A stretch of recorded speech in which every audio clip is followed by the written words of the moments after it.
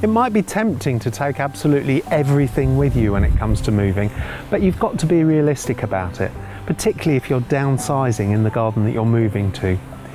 Think about the things that have been established for a long time and whether it's realistic to take them with you, and also what you can propagate or get hold of really easily from friends or neighbours to replace the plants that you're leaving behind. Also think about the soil in the garden that you're moving to. If it's acid, for example, and you've been gardening on an alkaline soil, then some of your plants might not actually fit with the new garden and might not thrive.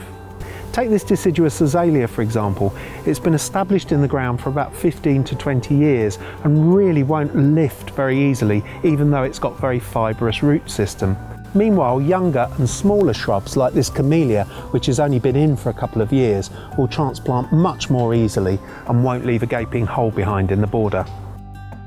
Cheap and relatively easy to source plants like Sedum spectabile and Begonia, for example, are really not worth bothering with, but things that are of sentimental value or expensive to buy or difficult to find in the garden centre, those are worth moving. Things like this Persicaria polymorpha or even the white form of Liatris like here, they really do earn their place on the removal van.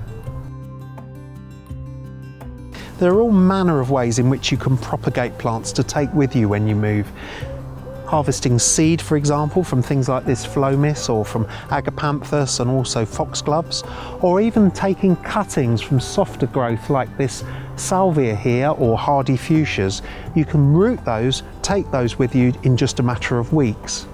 And then lots of the hardy herbaceous perennials can be lifted, divided, and that will give you perhaps 3 or 4 plants to take with you or share with friends.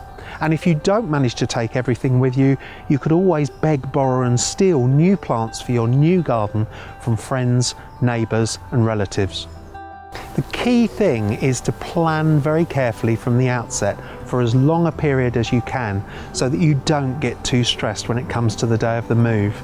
And also by going around and sorting out which plants you are going to take, which large plants you're going to take, and which you can take as smaller seeds, cuttings or as divisions, that'll help you plan the size of removal van you need. Whether you need just one van for all of your garden collection, whether you can include it in with all the other stuff from your house, or whether you can simply bung it in the back of a car.